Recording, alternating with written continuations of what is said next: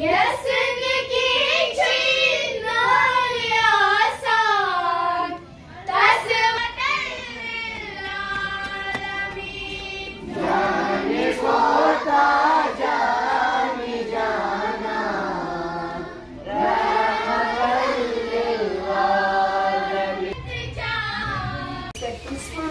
teachers and my dear school friends, Assalamu alaikum wa rahmatullahi wa barakatuh.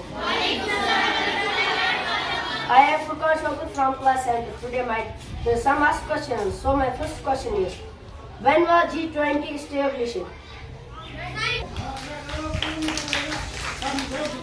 What is the theme of the G20 summit happening in India?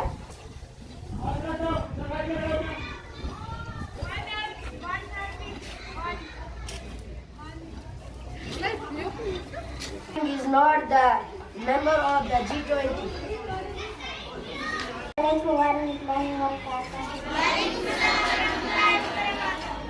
was in fact my first class in mathematics and please connect पंखा चलता है नीचे baby सोता है सोते सोते भूख लगी आओ खाओ मूंगफली मूंगफली में दाना में तुम्हारे मामा में मामा गया तंदूरी मसाला तंदूरी मिलके दो बच्चे हम सब सच्चे हमारे टीचर अच्छे तो सर ने कहा कि गेम्स कितना इंपॉर्टेंट रोल प्ले करते हैं आपके पूरे नेशनल में। जितनी भी आपकी डेवलपमेंट हो ओवरऑल डेवलपमेंट ऑफ एजुकेशन जितनी भी हो उसमें स्पोर्ट्स अहम रोल अदा करता है।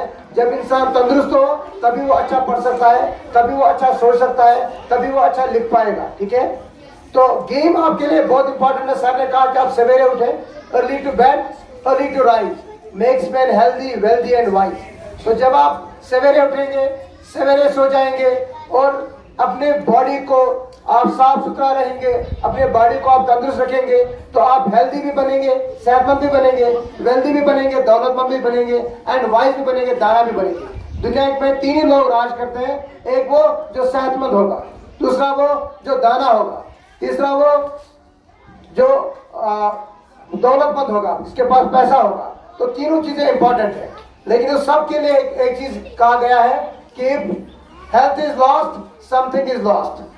If wealth is lost, nothing is lost. But if character is lost, everything is lost. अगर आपका करेक्टर खो जाता है, आपकी क्रेडिबिलिटी खो जाती है, आपकी इज्जत खो जाती है, तो आप समझो कि आपने सब कुछ गंवा दिया।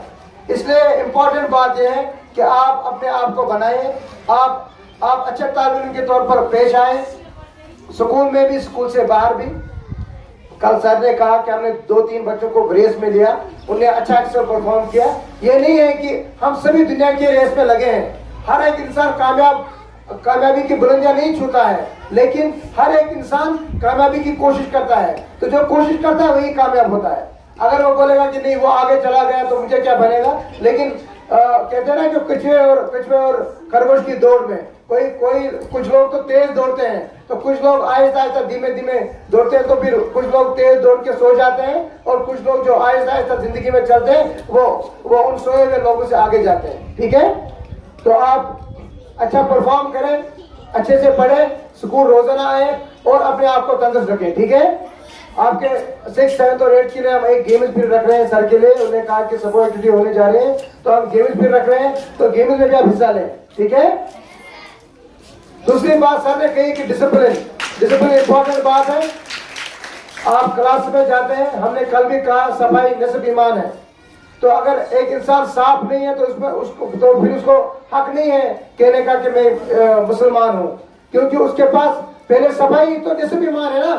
पहले तो अल्लाह को मानते हैं, हुजूर सल्लल्लाहु अलैहि वसल्लम को मानते हैं, तो उसके बाद आपके पास सफाई होनी चाहिए। जो इंसान साफ ही नहीं होगा, जो वॉशरूम जाएगा अपना वॉशरूम साफ नहीं करेगा, अपना क्लास साफ नहीं करेगा, अपने कपड़े साफ नहीं करेगा, तो वो उसको तो दावा है, उसको तो हक ही नहीं है वो कहे कि मैं एक मुसलमान हूँ, मैं किसी मजहब से ताल्लुक रखता हूँ। क्योंकि हर एक मजहब ये सिखाता है आप साफ रहे, सुथरा रहे, तंदुरुस्त रहे। ठीक है, अपने घर को साफ रखें, अपने बैग्स को साफ रखें। तो इसलिए आप अपने क्लास को साफ रखेंगे, स्कूल को साफ रखेंगे, जो साफ रखेगा वो हाथ खड़ा करे, जो आज से साफ रहेगा। गुड, शाबाश शाबाश, क्लैप करो सबके लिए।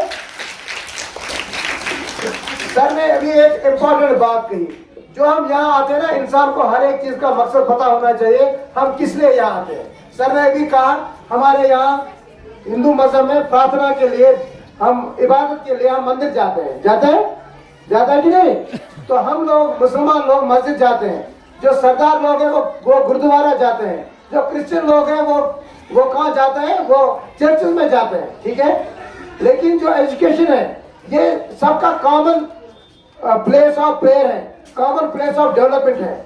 ये जो स्कूल है, स्कूल हमें कहा गया है इल्म हासिल करना हर मर्द और औरत पर फर्ज है, कहा गया है। तो हम जो यहाँ आते हैं, जिस तरह नमाज के लिए फर्ज जान के जाते हैं, तो हमें स्कूल भी आना है। हमें यह समझना है कि हम एक अल्लाह का, जिसने हमें बनाया है, उसका हुक्म हम अदा कर रहे हैं। उसने कहा हमें इल्म हासिल करना है, तो हम ये फर्ज निभा रहे हैं। तो उस फर्ज को शुरू करने के लिए पहले हम जब हम नमाज पढ़ते हैं, हम मुंह हाथ धोते हैं कि नहीं धोते? मुंह हाथ धोने के बगैर कोई नमाज पढ़ता है? कोई कुरान पढ़ता है?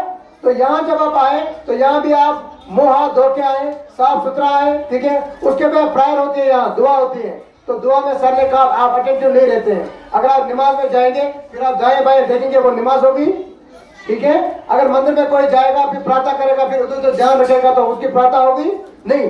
तो इसलिए जब आप स्कूल आए, प्रायर हो, तो प्रायर में आप ध्यान से पढ़े, ठीक है।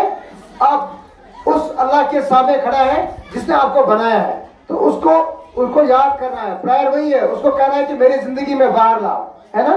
मेरी जिंदगी को हम बोलते हैं लब पे आती है दुआ बन के तमन्ना मेरी, जिंदगी हो शम्मा की सूरत ओ खुदाया मेरी, कि मेरी जिंदगी जो है वो चमके शमा की तरह, ताकि मैं दूसरों को रोशनी दूं और मैं दूसरों पे कुर्बान हो जाऊं। Sacrifice of the life is important Phoenicia of the life, कि अगर आप दूसरे के लिए अपने आप को कुर्बान करते हैं, क्योंकि क्षमा जो है रोशनी देता है, फिर क्षमा रहता है कहीं पचर होता है क्षमा पान खत्म करता है, लेकिन वो दूसरों पे निछावर करता है। लेकिन उस क्षमा के आगे भी परवाने आते हैं, वो अपने आप को खत्म करते हैं। तो this is cycle of the life. तो हमें एक दूसरे के लिए हमदर्दी दिखानी है, एक दूसरे के लिए काम आना है, एक दूसरे के और एक दूसरे से हमदर्दी से पेश आना है, ये जिंदगी है। Thank you.